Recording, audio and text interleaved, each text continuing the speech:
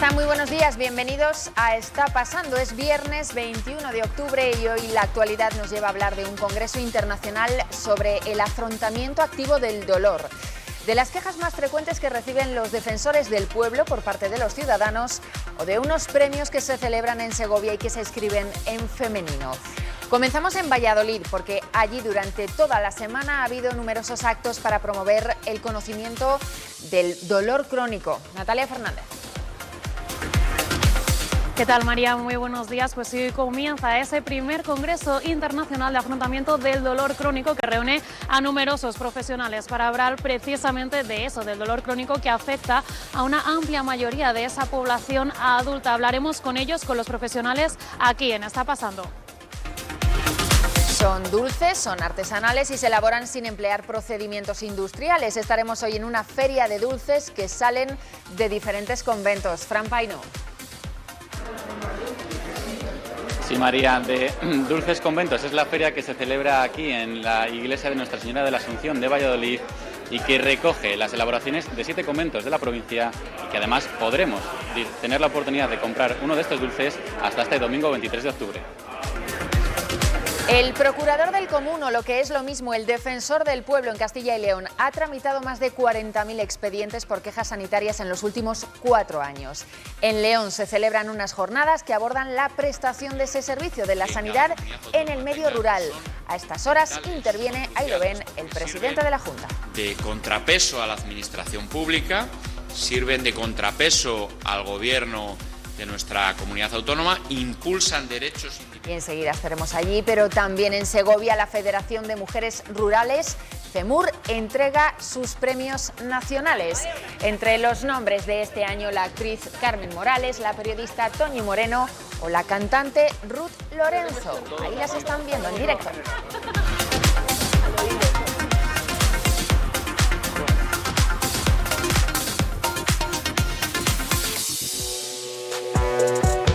Comenzamos ya a abordar esos asuntos que les acabamos de presentar y también otros temas de actualidad, pero antes les presentamos también a 2 personas que nos acompañan hoy.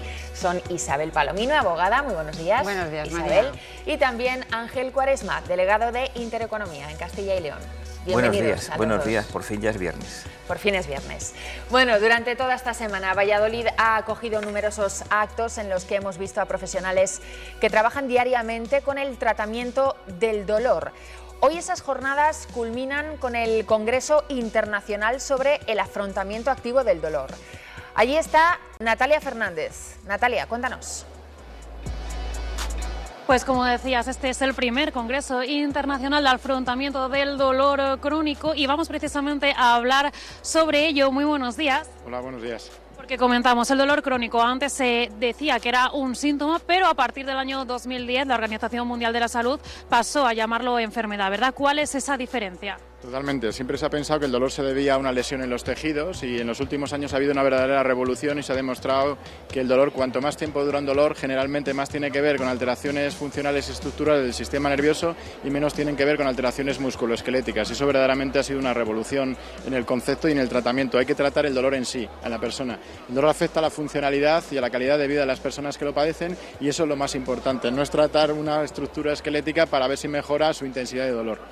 ¿En qué momento se empieza a considerar dolor crónico? ¿A partir de cuánto? ¿1 mes, 3 meses? Bueno, por definición, en teoría son 3 meses, pero a veces nos encontramos con dolores neuroplásticos, nociplásticos, que se llaman así, nociplásticos, sensibilización central maladaptativa, en menos de 3 meses, ¿no? Lo importante no es cuánto tiempo, sino qué características presenta ese dolor. Precisamente eso te quería preguntar, porque entiendo que habrá muchísimos tipos diferentes, ¿no?, de dolor crónico, claro. Sí, lo que está claro es que el dolor crónico no es un dolor agudo mantenido en el tiempo, hay distintos mecanismos de dolor, como dolor nociceptivo, dolor nociplástico y dolor neuropático. Entonces, los pacientes incluso pueden tener una combinación de ellos y es ahí donde está el quid de la cuestión, identificar bien todos ellos, porque hasta hace poco solo se trataba el dolor nociceptivo, siempre se pensaba que había una lesión en la estructura, en el cuerpo, y eso es lo que había que tratar, y esto ha sido una revolución, un cambio de paradigma en el tratamiento, tratar más el sistema nervioso que el propio músculo esquelético. ¿Qué porcentaje aproximadamente de población adulta en España encontramos que tenga dolor crónico? Pues un 20% de la población. Hay datos que van desde estudios del 17 hasta el 27. Más o menos se estima un 20, en torno a 8 millones, 9 millones de personas padecen dolor, en mayor o menor medida dolor persistente, dolor crónico. Entiendo que también hay mucha gente que no está diagnosticada, claro. Sí, el dolor está muchas veces infravalorado, infradiagnosticado, y es el protagonista de la vida de muchas personas, el que le despierta por la noche, el que le dice cómo se tiene que levantar, el que le dice si puede ir a trabajar, y esto verdaderamente provoca una pérdida de funcionalidad, pero no solo física, también cognitiva, emocional, social, produce aislamiento social, el dolor persistente, y al final una pérdida de calidad de vida muy importante a las personas que lo padecen.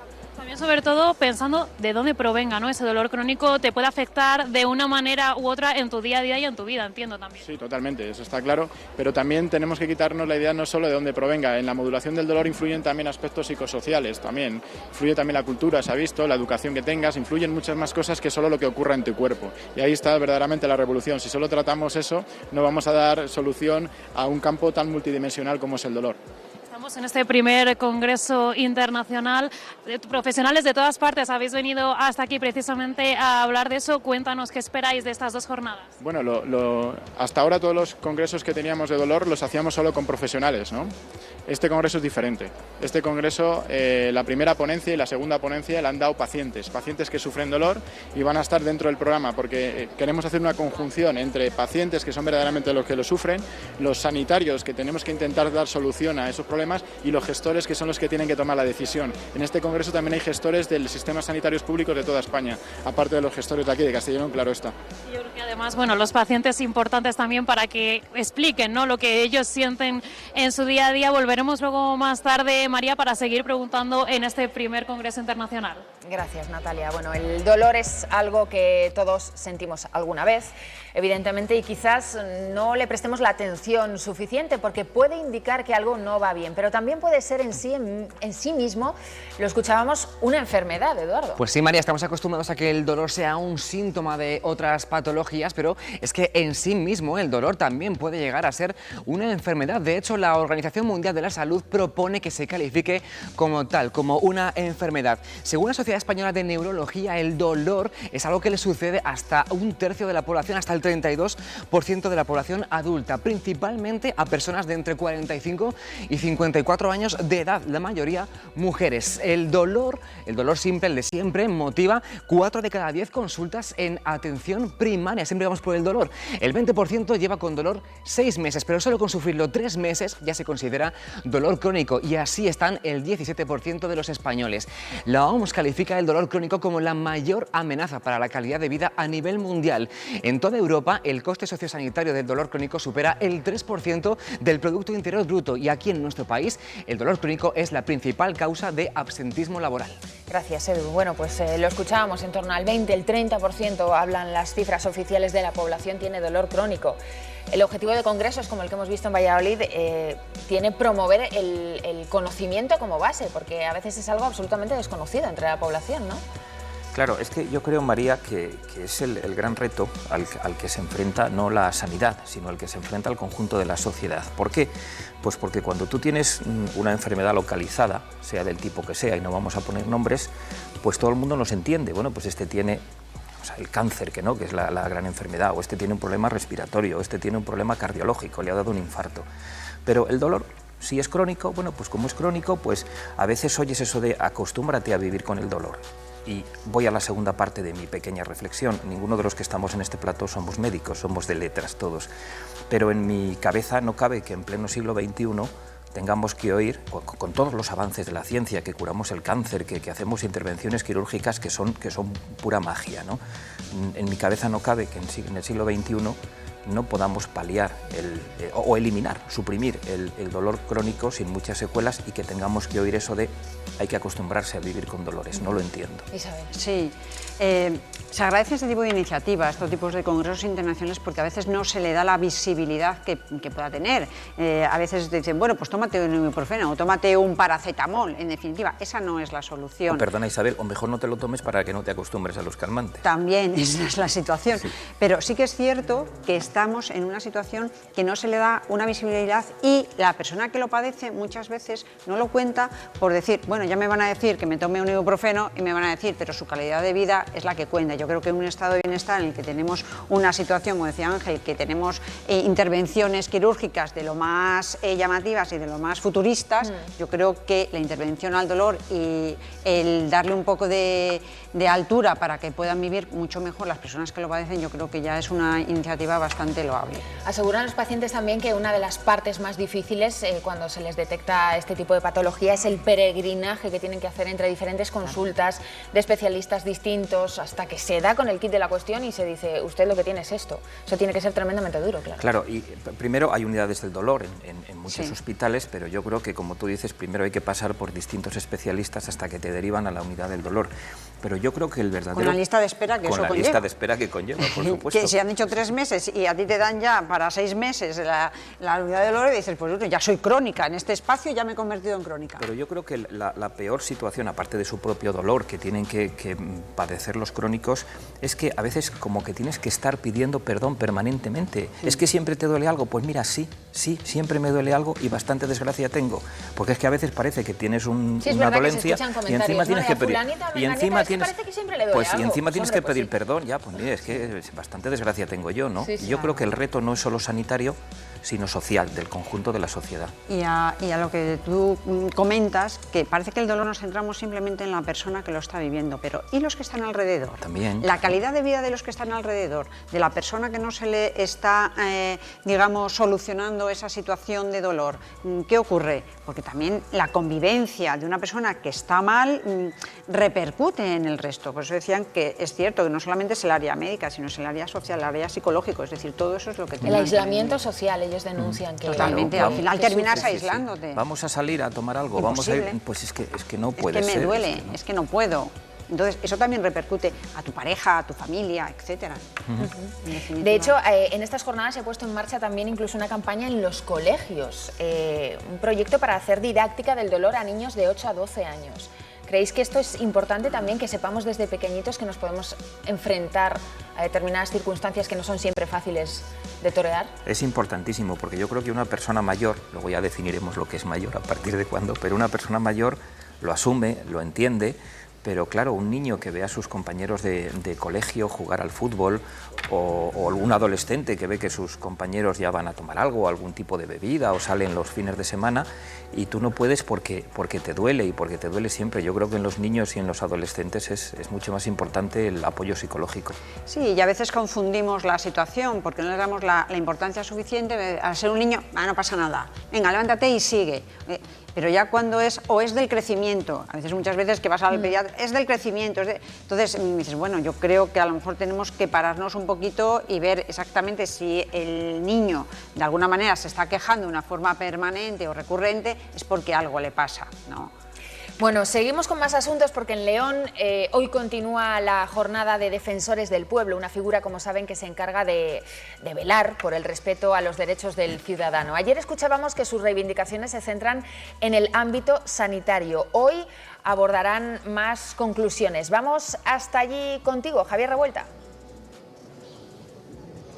El presidente de la Junta de Castilla y León, Alfonso Fernández Mañueco, ha asistido a estas 35ª jornadas de los defensores del pueblo aquí en León. 2 días de reunión en la que 9 defensores y procuradores de diferentes comunidades autónomas se han reunido para tratar los principales temas sobre los que reciben quejas. El tema principal ha sido las necesidades sanitarias de las zonas rurales y la creciente preocupación de los vecinos, sobre todo a partir de la pandemia. El presidente Mañueco ha recalcado la necesidad de un plan global de sanidad en España y ha recalcado también los esfuerzos que está haciendo la Junta de Castilla y León para que todos los habitantes de cada rincón de la comunidad autónoma reciban una sanidad pública de calidad. El procurador de Común de Castilla y León, Tomás Quintana, ha recibido en los últimos 4 años 42.000 tramitaciones con respecto a este tema y se mostraba satisfecho ayer diciendo que el 85% eran aceptadas por las administraciones públicas.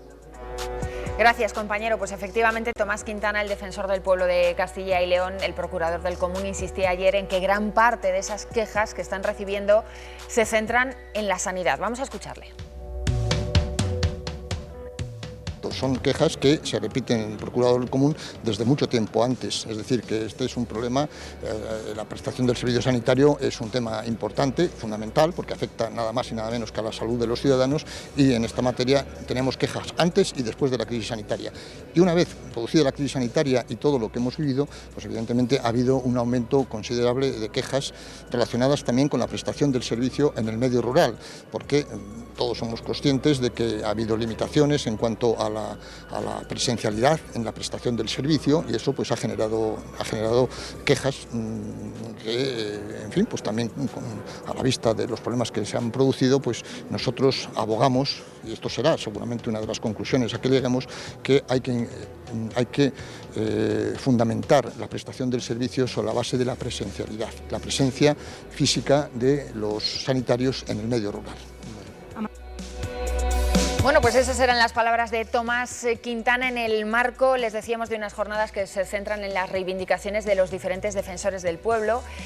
Curiosamente estaban organizadas hace 3 años, pero se tuvieron que suspender por la pandemia. Ya entonces decían los defensores del pueblo que unas de las quejas que más recibían eran relativas a asuntos sanitarios, y ahora, después de la pandemia, pues claro, imaginaos. Se ha reducido bastante el servicio presencial, digamos, de sanitarios en los medios rurales. Yo creo que eso lo tienen que tener sobre la mesa, y es una cuestión muy importante que tendrán que resolver si queremos, de alguna manera, resolver también uno de los temas que está sobre la mesa en todas las, digamos, tertulias que tenemos, que es lo de la España vaciada, lo de los pueblos vaciados. Si tú a un pueblo le quitas los servicios que tiene de médicos, de transporte, etcétera, no es imposible que permanezcan o puedan estar viviendo o rehabilitar, digamos, la población como tal. Y aparte, evidentemente, del servicio sanitario. Hay una situación que dicen, es que yo pago lo mismo que el de ciudad, y es cierto, pago lo mismo en seguridad social, en cotizaciones, que los de ciudad. ¿Por qué no voy a tener el mismo servicio que una persona de ciudad? ¿No? Es un poco que es lo que tendrán que ver y resolver. Claro, sí, yo estoy de acuerdo, Isabel, por supuesto, y quién no va a estar de acuerdo con lo que tú acabas de decir, ¿no? Pero claro, el problema es que en esta comunidad, no solo en esta, pero especialmente en la nuestra, somos pocos habitantes en mucho territorio. En las comunidades privilegiadas son muchos habitantes en poco territorio, es todo lo contrario. Entonces, por supuesto, claro que todo el mundo tiene exactamente el mismo derecho a tener el mismo nivel de calidad en la asistencia sanitaria, pero claro, es que hay pueblos que están muy lejos, a lo mejor el del pueblo te dice, no, el que está lejos es la ciudad, nosotros estamos donde tenemos que estar. Entonces yo, entendiendo lo que tú dices y compartiéndolo al 100%, pero también hay que entender que hay helicópteros, que hay UBIs móviles, pero no podemos tener un helicóptero en cada municipio, y que hay que mejorarlo, por supuesto, que tiene que haber más médicos, por supuesto, que hay que acercarlo todavía más a los pueblecitos más pequeños, claro que sí, pero si ahora hay, no lo sé, en Castilla y León 30 UBIs móviles y ponemos 35, siempre será mejor 40, y si ponemos 40 siempre será mejor 45. Entonces es muy difícil la relación calidad-precio, no es muy difícil dar con el... Pero vamos, entonces, que estoy de acuerdo con lo que has dicho. Claro, sí, yo no digo que tengan 30 o 40, pero si el presupuesto, en vez de dedicarlo por una cosa, pues yo creo que la sanidad es una situación importante, y máxime estamos hablando en Castilla y León, que tenemos estas circunstancias, para lo bueno y para lo malo. Somos muy grandes a nivel de provincias, no somos uniprovinciales, entonces lo tendrán que resolver, porque todos son ciudadanos, y no creo que tenga que haber ciudadanos de primera y ciudadanos de segunda. Otra de las quejas que se ha abordado en esas jornadas del Defensor del Pueblo se centran en la vacuna actual del COVID. Ya no hay vacunódromos, y entonces la gente de los pequeños pueblos tiene que desplazarse a las cabeceras de comarca y, bueno, pues soportar colas en los centros médicos hasta que reciben la vacuna. No sé si pensáis que esa gestión se podría haber realizado de otra manera, igual a lo mejor que en otras dosis. Pero no solo para la vacuna del COVID, para tantas y tantas cuestiones sanitarias que probablemente sean más Sí, pero importantes. en el sentido de que la vacuna del COVID es más multitudinaria, digamos. No, y en algún momento ha sido obligatoria, ¿no? Pero a mí realmente lo que me preocupa no es la vacuna del COVID, me preocupan los infartos y los accidentes, es lo que decía Isabel hace un momento, ¿no? A mí me preocupan los infartos, los accidentes de tráfico, los ictus, que eso sí que es un problema, tener que echar a correr con el helicóptero o con la UBI móvil o con tu coche. Evidentemente, sí. Yo creo que todo es importante, lo que pasa que, bueno, si a mí me convocan o si tengo que desplazarme para una vacuna que me da igual ponérmela el día 1 que el día 5, ahí es como más relativo. Lo que sí que es cierto es que es necesaria una asistencia mucho más presencial y una asistencia mucho más inmediata para la población rural, que en definitiva es la que nos marca muchas veces aquí en Castilla y León. Pedía el presidente Mañueco, nos lo comentaba nuestro compañero, un plan global de sanidad en España. Sí, seguramente que se tendrá que hacer, pero por parte de Castilla y León también tendrán que hacer una serie de inversiones como tal, pues para mejorar o bien esa comunicación entre pueblos y demás, y el plan de sanidad global se tendrá que tener en cuenta mucho más a la población rural, que en definitiva para poder mantenernos, porque no nos vamos a venir todos a vivir a las ciudades, sino que en los pueblos tendremos que estar también. Sí. Es que probablemente la sanidad, como la sanidad es lo más importante, fíjate María, dos conexiones, dos temas de sanidad que llevamos en el programa, ¿verdad? Y como es lo más importante, en la sanidad es donde de verdad se ve el efecto del Carajal autonómico. Y vuelvo al ejemplo de esta comunidad tan grande, con las zonas que llamamos periféricas, cuyos pueblos están más cerca de grandes ciudades o de grandes núcleos de población de otra comunidad diferente a la nuestra. ¿Eso qué significa? Que firman un convenio para que las urgencias sanitarias se atiendan en la otra comunidad. Oiga, pero ¿de verdad hace falta firmar un convenio para que si tú tienes una urgencia te atiendan en el hospital más próximo y no en un hospital de tu comunidad? ¿De verdad hace falta firmar un convenio para eso? Eso sí es sorprendente. Tremendo, sí. Estamos hablando de las quejas que ha recibido el Defensor del Pueblo, pero no tanto de la figura del Defensor del Pueblo. Teniendo aquí además a Isabel, me gustaría pues que valorarais la importancia de figuras como estas a día de hoy.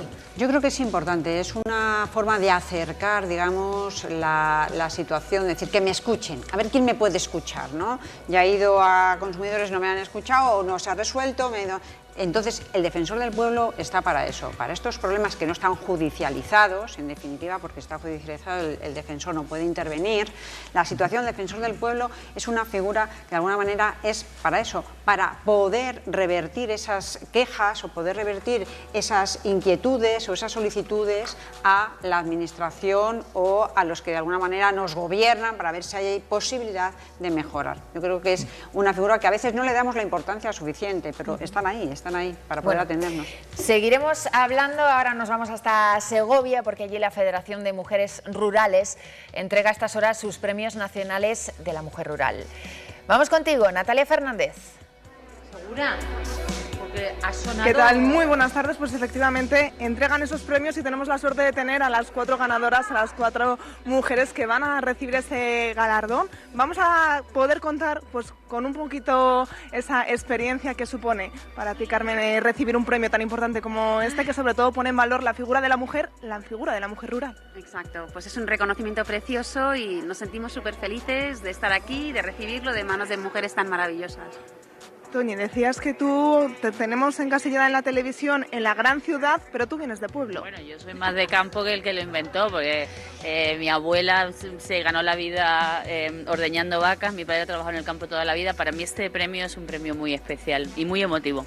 Además muy especial porque se lo vas a dedicar a la persona que de una forma te dio el nombre también, al padre también sobre todo, pero sobre todo a esa abuela. A mi abuela, sí, a mi abuela Antonia, que era una mujer que sufrió el campo y que trabajó el campo toda la vida en unas condiciones terribles, ¿no? Ruth, tú nos decías que aunque también te pasas la vida entre los aviones, en Renfe decías que sí. también tienes ese granito, ese pozo del campo. Sí, claro, date cuenta que soy de Murcia, del Jardín de Europa, de la huerta. Yo he recogido tomates desde pequeña, iba siempre con un poco de sal en el bolsillo para echarle al tomatico y comérmelo recién cogido, ¿no?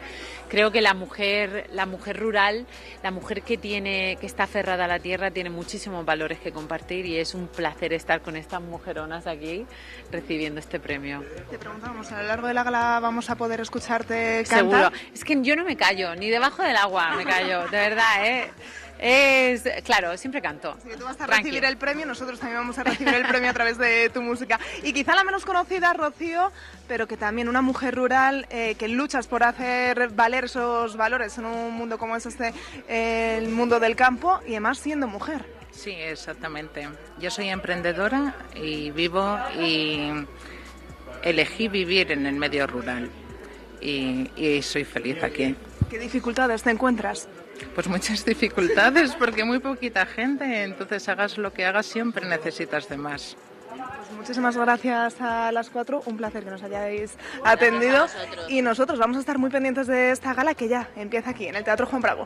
Gracias, Natalia. Bueno, vaya plantel de mujeres que tenemos ahí mismo. Premios a la mujer rural con nombres, lo veían, como Carmen Morales, actriz, la periodista Toñi Moreno, la cantante Ruth Lorenzo, una artesana, Rocío Olmos, y todas ellas reivindicando eso que decía Toñi Moreno, ¿no? Yo soy más de pueblo que cuando se inventó, algo así, creo que decía. A mí me ha encantado, quiero decir, yo creo que hay que hacer un reconocimiento a todas las mujeres de pueblo, a las mujeres rurales, por todo lo que han trabajado, por ser el pilar que tenemos de a veces de la economía, son las bellas desconocidas de toda esta situación. De alguna manera son las que están por detrás, pero las que están empujando a que todo esto se vaya desarrollando. Yo también soy de pueblo y yo... De Fuentelisendo, en la provincia de Burgos. Aquí mi compañero de Valdezat de yo no, pero la familia sí. La situación es que mi madre ha sido una trabajadora nata toda la vida, pero las oportunidades no tenían las mismas las mujeres que los hombres, y eso lleva un reconocimiento mucho mayor, mucho mayor. Mira, yo conocí a FEMUR y a su presidenta Juana Borrego, la verdad es que hace muchos años, cuando ellas inventaron, antes de que se inventara el feminismo excluyente, ellas inventaron el feminismo inclusivo, es decir, el feminismo de lo que ha dicho Isabel, de destacar realmente lo que hacía y sigue haciendo la mujer en el medio rural. En aquel momento, hablo ya de hace unos años, el trabajo en el campo era bastante más duro que en la actualidad, y ellas nos contaban cómo la mujer trabajaba en el campo al mismo nivel físico que los hombres. Sí, igual. Después, el sexo débil. Claro, sí, el sexo débil, sí. Después tenían una segunda vertiente, que era la vertiente intelectual de empresaria, porque al final la Federación de la Mujer Rural es una especie de colectivo lobby muy importante de mujeres también empresarias. Y luego está la tercera vertiente de la mujer rural, que es llegar a casa y seguir haciendo esas labores familiares que antes se decía, no sé si ahora se puede decir lo de ama de casa, pero es que lo son, pero además de ser amas de casa, son empresarias y son currantes físicas, ¿no? Sí, mi madre decía que cuando llegaban los hombres se quedaban a descansar o a tal, y ellas seguían con las labores de la casa. Y los niños y no sé qué, no sé cuánto, sí, el sexo débil. Estos premios destacan, aparte de la ruralidad mayor o menor de las protagonistas que hemos visto, pues su valor, su profesionalidad. En el caso de Ruth Lorenzo, su capacidad para superar miedos, aprovechando un poco el titular de la mujer rural, pero claro, desgranando todas esas virtudes que están detrás de todas las mujeres. En este caso hablamos de mujeres, obviamente detrás de muchos hombres. Evidentemente no puede ser lo uno sin lo otro, pero es cierto que a la mujer se la tiene un poco más oculta, era como para reforzar, no, es que hacían la misma labor, no es que hiciera menos, es que hacía la misma más labor que la que podían hacer el resto y al mismo nivel. Entonces eso, que se esté reconociendo y que se esté impulsando y que vean que de alguna manera es un pilar muy importante en la economía y en toda la situación transversal que podamos tener en la sociedad, yo creo que es de... Pero es complicado a día de hoy para las mujeres, en general para la población, quedarse en el medio rural, pero para ellas especialmente también, porque siempre dicen que se les asocia pues a trabajos o del campo o de estar mucho en casa, que la sociedad todavía no asume que una señora ingeniera pueda estar trabajando en un pueblo de 200 habitantes. Sí, pero sobre todo hay que, efectivamente, existe esa lacra, ese error, ¿no?, de creer que la mujer rural, el hombre rural también, solo sabe trabajar en el campo, pero aunque eso fuera verdad, que no lo es, ¿y quién hace la PAC? ¿Y quién hace los trámites de la PAC? Que a veces no son nada sencillos. Y luego en nuestro medio rural hay algo que es muy importante, que es el 10% del PIB de Castilla y León, que es la agroindustria. Y en la agroindustria no solo hay mujeres que trabajan físicamente en la agroindustria, sino que también hay directivas y propietarias de grandísimas empresas, es decir, de las empresas de las que desayunamos las galletas todos los días, o tomamos el vasito de leche, o abrimos la lata de conservas. Esas son industrias de Castilla y León que en algunos casos están dirigidas, no muchos, pero en algunos casos están dirigidas e incluso presididas sus consejos de administración por mujeres. Sí. Bueno, enseguida volveremos a hablar de este y otros temas, pero a estas horas ya parece que apetece hacer una pausa para el café, si es que no lo han hecho ya, y qué mejor acompañamiento que un dulce. Nuestro compañero Fran Paino está rodeado de dulces en esa feria Dulces Conventos. Buenos días otra vez, Fran. Buenos días, María. Pues sí, ha tenido la gentileza de atendernos Madre Olga del Monasterio del Corazón de Jesús y San José de Viana de Cega para hablarnos un poco de estos dulces y también de cómo se elaboran. ¿Ha cambiado algo la receta estos años? No, o sea, las recetas tienen muchísimos años, pues porque sencillamente cuando una cosa te resulta bien y sale bien, ¿para qué la vas a cambiar, no? No hace falta. Sigue más o menos todo igual que siempre. Lo que sí que ha cambiado es el coste de producirlos. Sí, bueno, el tema de la crisis nos ha afectado a todos y el problema más grande por el que nos hemos visto obligadas a subir precios también nosotras es que la materia prima se ha encarecido un montón y luego el aparataje que utilizamos, sobre todo el horno, es lo que tira muchísimo de luz eléctrica. Y pues todo el mundo sabe que la luz eléctrica es como un súper lujo, ¿no? Entonces, como se ha subido muchísimo de precio, pues hemos tenido que subir también los precios, con gran dolor. O sea, no es que tengamos un mayor beneficio, es que todo es más caro. ¿Qué importancia tiene la venta de estos productos para vuestro convento? A ver, pues para nuestro convento en concreto es muy importante porque nosotras vivimos de esto, o sea, nuestra subsistencia consiste pues en este trabajo y el problema no es elaborarlo, porque tú lo elaboras, el problema es sacarlo a la venta. También depende de dónde esté ubicado el convento. Los que están ubicados aquí en la ciudad a lo mejor lo tienen un poco más fácil, pero por ejemplo las hermanas de Cigales, no solo nosotras, o sea, las hermanas de Cigales o las de Tordesillas o las de Medina del Campo, al no estar en una ciudad populosa, pues es más difícil de vender, la gente no se acerca, quizá tampoco como antes a los conventos a comprar, no sé. Y en ese sentido, la feria ayuda a dar a conocer el producto, porque son productos muy buenos que luego una vez que se conocen la gente sí se anima a repetir, pero lo difícil es sacarlo, darlo a conocer. Y en ese sentido esta sí es una ayuda. Precisamente en ese sentido, acercar el producto al comprador al final, vosotras os habéis actualizado mucho, ¿no? A ver, pues en el afán de acercar el producto al público te tienes que poner a dónde va el público. ¿Y dónde va el público? Pues hombre, no estamos en Amazon, pero deberíamos. Porque el público hoy día muchísimo se compra online y desde la pandemia todavía más. Entonces, si no estás en redes, si no estás online, pues la gente no se entera de lo que vendes y por buenísimo que sea, si no se enteran, pues no lo vas a vender. Entonces, nosotras en concreto tenemos una tienda online, aparte de que tenemos un Instagram, una cuenta de Instagram creada para dar a conocer todos los productos y tal, tenemos una tienda online, porque bueno, aquí en concreto en esta feria solo tenemos dulces, porque la feria es de dulces, pero nosotras tenemos, además de los dulces, otra serie de productos que no están aquí, pues bordados, pulseras, libros, o sea, hay un montón de cosas que también está muy bien, que son muy interesantes y entonces la manera de ofrecérselas al público y a un público súper extenso pues es la red. Entonces así. Pues muchas gracias, Madre Olga. Las palabras de Madre Olga, que ya vemos cómo la receta no ha cambiado, pero sí que ha cambiado incluso dónde poder encontrarlo, que podemos ahora adquirirlo desde Internet. Ya lo hemos escuchado, Fran, deberíamos estar en Amazon, decía la Madre Olga. Bueno, comentabas que lo conoces, Sí, ¿verdad, la verdad es Ángel? que, bueno, tengo el gusto, y nunca mejor dicho, de conocer muy bien la iniciativa y yo creo que hay que agradecer a las tres patas de ese banco esta iniciativa que viene de hace unos años y que se paró como todo por la pandemia. Primero a las propias monjas, ¿no?, que en sus respectivos conventos y sus obradores pues hacen este tipo de productos. En segundo lugar a la Cofradía de las Angustias de Valladolid, que cede su salón de pasos para la celebración de esta feria. Y a mí me gustaría recordar a una persona que ya se nos fue al cielo el año pasado, que es Marimar Frontela, que se dejó la piel y horas y horas y horas ahí currando altruistamente para que esta feria llegara a buen puerto y bueno, pues ahí la tenemos, es que dan ganas de asaltar la pantalla y ponernos a comer.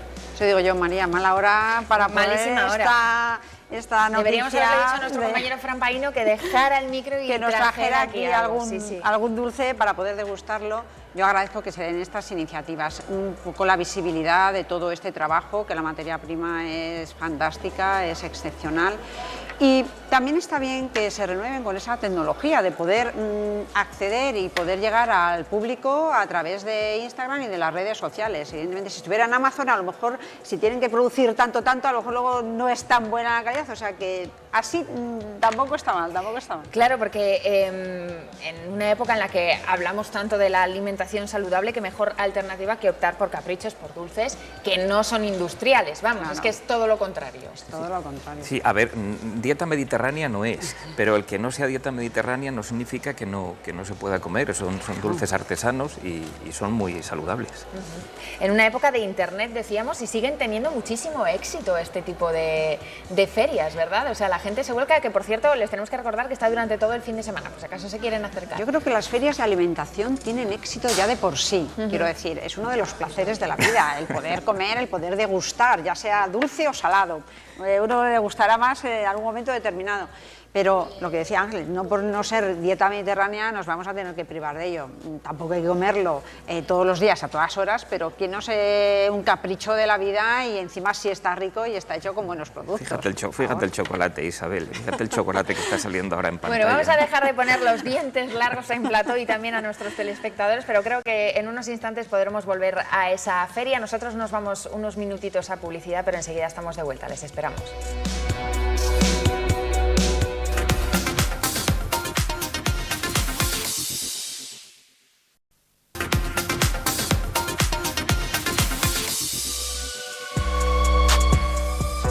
Estamos de vuelta, esto está pasando. En Valladolid se celebra el primer Congreso Internacional de Afrontamiento Activo del Dolor. Durante la jornada de hoy y mañana también habrá ponencias de profesionales para abordar un problema que afecta al 30% de la población adulta. Natalia, ¿qué tipo de dolor te decían que se considera dolor crónico? Pues mira, María, eso precisamente es lo que vamos a preguntar, porque hemos estado hablando del dolor crónico, de cómo se considera ya enfermedad. Y hola, muy buenos días. Buenos días. Sobre todo, preguntarte, ¿qué es el dolor crónico? ¿Cómo se diferencia? Bueno, el dolor crónico es un dolor persistente, no es un dolor que te haces cuando te pegas un golpe o cuando tienes una enfermedad en una determinada articulación, por ejemplo. Es un dolor que persiste. Nosotros lo que hacemos es fijarnos en la neurociencia. La neurociencia dice que cuando tú tienes un dolor durante mucho tiempo, ese dolor a veces genera un mecanismo a nivel cerebral que hace que el dolor persista a pesar de que el daño ya no tenga que producir ese dolor agudo. Entiendo que hay varios tipos, ¿no?, diferentes de dolor crónico, claro. Sí, bueno, el dolor crónico persistente es el que más impacto tiene en la sociedad, lógicamente, porque ese dolor genera una discapacidad muy grande. Es gente que le duele todo el día una articulación, o que le duele todo el cuerpo, o que le duele la espalda. Entonces ese dolor es el que más problemas da respecto al tema del gasto sanitario. El problema es que nosotros teníamos una diana terapéutica en ese tipo de dolor, que era a nivel articular o a nivel general, pero resulta que la diana terapéutica, pues en muchos casos está en el sistema nervioso central y en cómo interpreta ese sistema nervioso central el dolor. Claro, porque también se da debido a diferentes circunstancias, entiendo, ¿no? Claro, en general hay muchas patologías que generan dolor agudo. Lógicamente esas patologías tienen que ser tratadas como un dolor agudo, pero en este caso se trata, en la mayor parte de los casos estamos hablando de un dolor crónico, un dolor que se cronifica consecuencia de una lesión que ya no tendría que doler, ¿no? Es quien no ha tenido ese típico caso de un esguince que una vez curado, pues en numerosas ocasiones pasan años y meses y sigue doliendo. Y el esguince lógicamente ya no existe, pero el mecanismo que se ha generado consecuencia de ese dolor agudo a veces persiste en el tiempo, y eso hay muchos pacientes que lo que les ocurre es de forma masiva y a nivel a muchos niveles corporales. Comentaba antes nuestro compañero Edu en plató que es una de las mayores causas de bajas en el trabajo, claro, porque al final termina siendo insoportable. Sí, nosotros sabemos por los estudios que realizan científicos que aproximadamente el 20% de la población tiene un dolor crónico persistente, o sea que tiene un dolor crónico que está mantenido en el tiempo durante un determinado periodo de tiempo, o sea que no es un dolor agudo. Y ese dolor genera una discapacidad y un impacto a nivel económico brutal, claro, lógicamente. Y que te incapacita, ¿no?, para hacer tu vida diaria con normalidad. Es que luego tiene incluso connotaciones a nivel psicológico, o sea, es gente que tiene depresión, que no se encuentra con ganas de hacer cosas, o sea, al final es un dolor que lo que está es carcomiendo la vida de la gente y no permitiéndole hacer su vida normal, que es lo más importante de todo esto. Pues como ves, María, el dolor crónico sigue siendo uno de esos mayores problemas dentro de la población adulta. Para eso se está haciendo durante el día de hoy y durante el día de mañana este primer Congreso Internacional aquí en Valladolid. Gracias, Natalia Fernández. Bueno, estas jornadas se rinde homenaje a Miguel Ángel Galán, es un fisioterapeuta de Ávila y fue el impulsor de la Unidad del Dolor Crónico en Castilla y León. Y me gustaría comentaros, porque desde que se puso en marcha esa unidad, en 2019, han pasado ya más de 1000 pacientes y la buena noticia, más del 70% han notado una mejora muy significativa. Es decir, se está trabajando en esto, en iniciativas como la que presentaba Miguel Ángel, ahora fallecido, y por eso ese homenaje. Yo creo que es importante las iniciativas en este sentido y que se ha dado una visibilidad a ese dolor que está padeciendo, porque no solamente es el punto físico que a ti te duele, sino que eso te va a somatizar el resto de tu actividad. No vas a poder salir, no vas a poder trabajar, y si la causa para poder investigar es que no es rentable económicamente, estupendo, pero yo creo que también tiene que ser la causa el bienestar general, la salud en general, porque eso va a fomentar una situación de salud para toda la sociedad. Hablábamos antes de que el presidente Mañueco demandaba un plan global de sanidad, ¿no? El consejero de Sanidad de Castilla y León dijo recientemente en una de sus últimas declaraciones que la voluntad de SACIL aquí en nuestra comunidad es extender por la comunidad el programa de afrontamiento activo del dolor. Bueno, sí, que lo que decíamos antes, hay que extender el programa de lucha contra el dolor. Es que no me gusta esa palabra que han puesto los organizadores del afrontamiento, pero bueno, digo que lo han puesto ellos, no hemos puesto nosotros el nombre. No, a ver, hay que extender el programa de lucha contra el dolor, pero hay que extender, que lo ha dicho Isabel antes, con mucho acierto, hay que extender todos los programas de lucha contra todas las patologías en toda la comunidad. Que el presidente Fernández Mañueco apela a un plan nacional de sanidad, pues bendito sea Dios, porque, insisto, necesitamos coordinarnos en todo, en la sanidad y en todo. No puede ser que aquí cada comunidad vaya a su aire en temas tan... Y la educación es otro tema, por no hablar de lo que estudian nuestros niños, lo que estudian los niños catalanes o lo que no estudian los vascos, etc. Los profesionales del sector también reclaman la importancia de estos eventos, ¿no? Porque también necesitan estos encuentros pues, para poner puntos en común. Ellos en su página web emplean una metáfora, dicen sentirse como pacientes, los familiares, ellos se sienten como marineros en un mar de incertidumbre hasta que ven la luz, que es ese afrontamiento activo del dolor, aunque no te guste la expresión, Ángel, pero lo ven así, ¿no? Como un periplo por el mar en el que solo ves oscuridad hasta que hay un foco, sí, que te alumbra, ¿no? Pero fíjate si será importante que los profesionales, los doctores, se conozcan entre ellos, que anteayer miércoles ha habido un caso en el Hospital Universitario de Burgos de un niño con un problema respiratorio muy grave, al que se ha salvado la vida, afortunadamente, con el trabajo de los profesionales del Hospital de Burgos, de unos médicos especialistas de un hospital de Málaga y de unos aparatitos técnicos de un hospital de Madrid. Y alguien dirá, oye, qué bien se han coordinado. Ya, pero es que unos profesionales estaban en Burgos, otros en Málaga, el aparatito en Madrid. Ya sé que se han coordinado muy bien, pero tú lees lo que ha publicado la prensa estos días, que declaran los profesionales del Hospital de Burgos, y dice, bueno, porque yo tenía un amigo o una amiga en el Hospital de Málaga que la conocía y la he podido llamar. No piensen ustedes que esto ha sido la administración, que hemos sido nosotros los profesionales. Sí que es cierto que a veces te ponen pegas que no tenía por qué, porque es una situación nacional cuando estás en otro sitio que no sea tu domicilio a la hora de poder atenderte, bien sea para dolor o bien sea para... No, es que si no es de urgencias, le dicen, no, cuando vuelva usted a su domicilio que le atienda a su doctor, ya, pero es que ahora a mí me está doliendo ahora, claro. No es que vaya a ser dentro de 3 meses. Entonces yo creo que eso también lo tendrán que, en ese plan nacional de sanidad que quieran determinar, tendrán que mejorar la asistencia y la accesibilidad de los ciudadanos a todos los también la importancia del asociacionismo, ¿no? En todo esto, porque al final el no sentirte solo, el pensar, bueno, pues que hay más gente, el refranero castellano, que es muy sabio, ¿no? El mal de muchos, sí, consuelo de...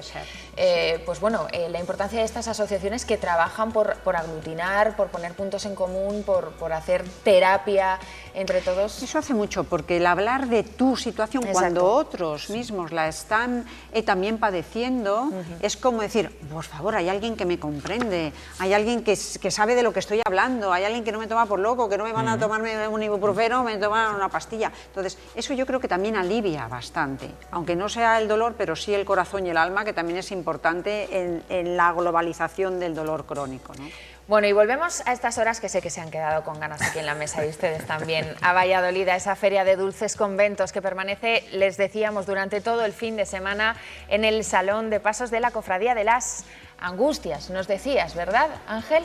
En la Cofradía de las Angustias. Salón de Pasos de la Cofradía de las Angustias, que está en pleno centro de Valladolid. Fran Paino, vamos contigo. Eso es, sí, estamos con el alcalde antiguo de la cofradía de Nuestra Señora de las Angustias para que nos explique un poco pues en qué consiste esta feria. Buenos días. Hola, muy buenas, ¿qué tal? Pues estamos en la nueva edición de la Feria de los Dulces Conventos, que consiste básicamente en que 7 conventos nos traen sus dulces y los concepcionistas que nos traen sus flores, con el fin de subsistir, obtener ingresos y un poco, como decía San Benito, hora en labora, llevar a término este dicho. Lo que han hecho es traer todos sus productos durante 3 días, se venden aquí en las instalaciones de la cofradía y lo que nosotros hacemos es poner los medios en tanto en cuanto toda la recaudación que obtengan son para los conventos como un método de subsistir, como decía antes. Es una aproximación, de todas formas, también, lógicamente, de lo que es la Iglesia al día a día de la gente y de ellas mismas que están en un entorno habitualmente, lógicamente, diferente. Hay que destacar que ha venido un convento, que es el que tenemos aquí, de las Carmelitas Samaritanas, que han venido ellas presencialmente. Otras no han venido, vamos nosotros, como decimos, a por los productos, en tanto en cuanto son monjas de clausura. Es una feria que ya se ha realizado, esta es la 9ª edición, sí.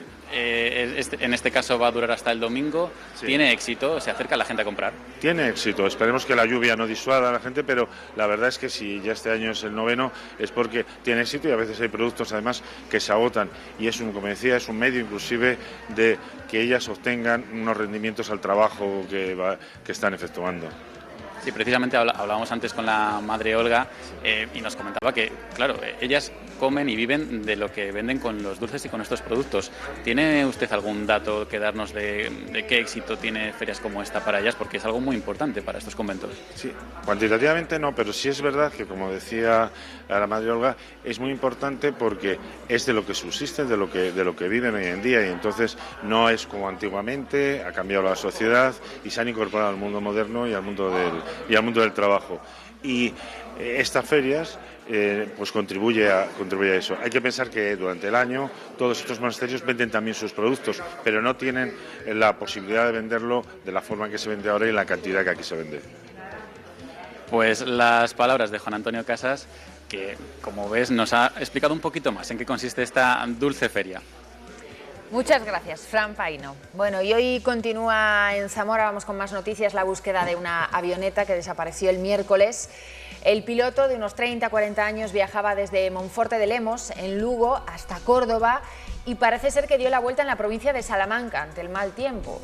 Se le perdió la pista y a estas horas continúa su rastreo con refuerzos que han llegado incluso desde Galicia.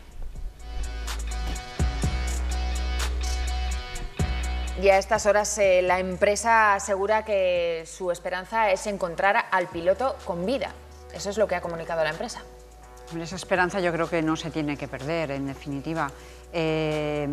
Cuando no sabemos dónde está, no podemos ponernos en el peor de los casos. Siempre tenemos que abogar un poco por esa esperanza de que, aunque no sepamos dónde, pero que pueda permanecer con vida. Así que es una situación un poco extraña y será incertidumbre para los familiares, que desde aquí pues, les mandamos un abrazo muy fuerte por lo que podrán estar pasando.